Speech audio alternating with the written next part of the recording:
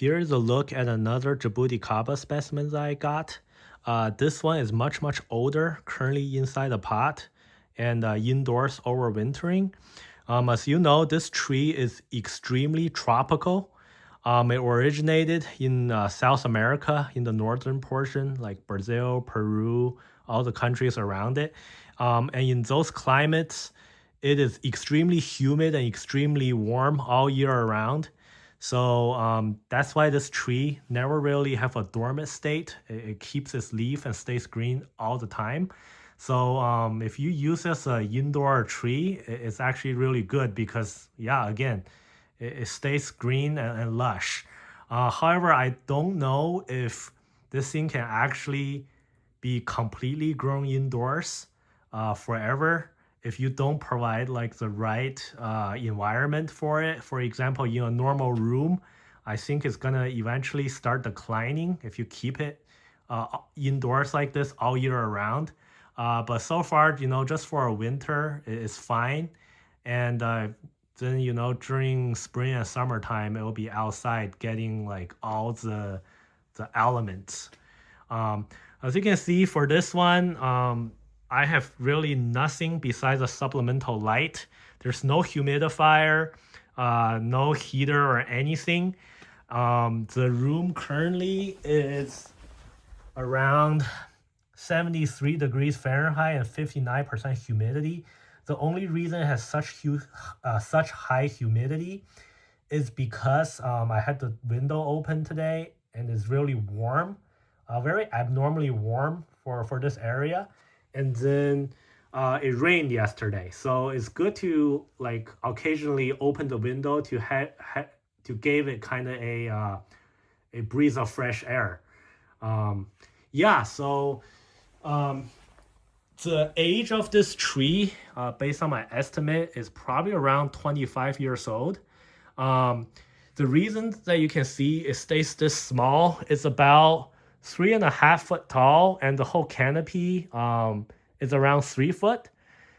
This tree started out as a bonsai, okay, and I actually got this from a bonsai vendor, and they told me that they estimate this tree to be at least 20 years old because it's actually flowering and fruiting.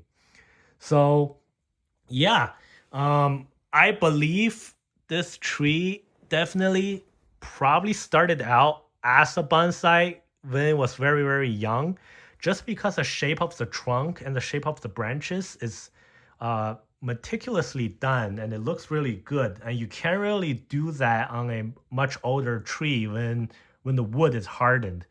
And you also can't really, again, keep it this compact without cramming the roots and heavily pruning it when it was young.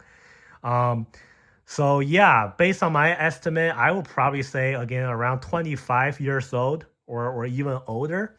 And just to show you the the trunk here, as you can see, you see all those little like lumps coming out of it, like these little specks.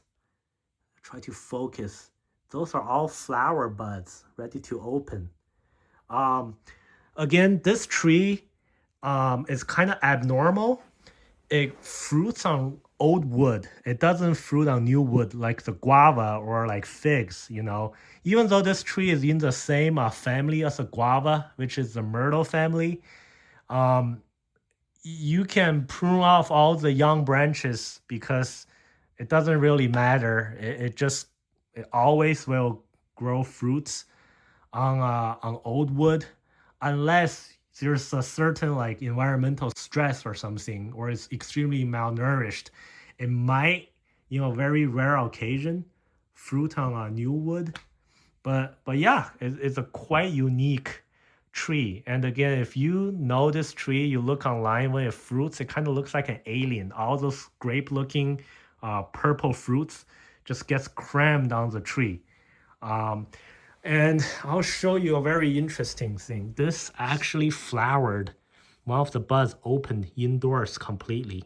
I can see right there. Very unique flower. There's no petals. Um, yeah, it's supposed to be fragrant too, but I haven't really smelled anything. Again, this thing completely bloomed indoors. Normally very, very dry environment. Uh, so I don't know if this will actually become a fruit, but I guess we'll see. And once I move it outdoors, when the climate is good, it should be able to flower all on the trunk, and hopefully it gets some fruit if there's enough fertilizer. Yeah, and for normal care, tree is pretty resilient. You can put some organic fertilizer like fish fertilizer, but just don't over fertilize it. Okay, this tree has rather delicate roots, so yeah, just keep it low in terms of fertilization. It really likes water, so you have to water it a lot. Um, Let me see if there's anything else about this tree. And again, I got it as a bonsai. It was in a teeny tiny little pot, probably about like 3 inches in terms of depth in the pot. Uh, because I wanted to fruit and be a little bit happier, I remove it from the pot and I put it in just a normal planter. But I still prune it to maintain the shape and keeping the shape of the trunk because it looks really beautiful. So right now it's a semi bonsai, but I think it's much happier. It's growing much more flower buds than it before. Last summer when it was outside, it did flower a little bit on a few branches, never flowered on the main trunk. And it grew about, I would say, 6 or 7 fruits, if I recall. Few of them dropped prematurely, and then there's a few that ripened and it was very, very small, a little bit sour. So I'm assuming the tree just was acclimating to the new climate and the new pot during that time. So it didn't really do that well. So hopefully this year when I move it out, it'll do much better. Yeah, again, I'll do a follow-up update if there's more interesting that happens to this tree. So stay tuned.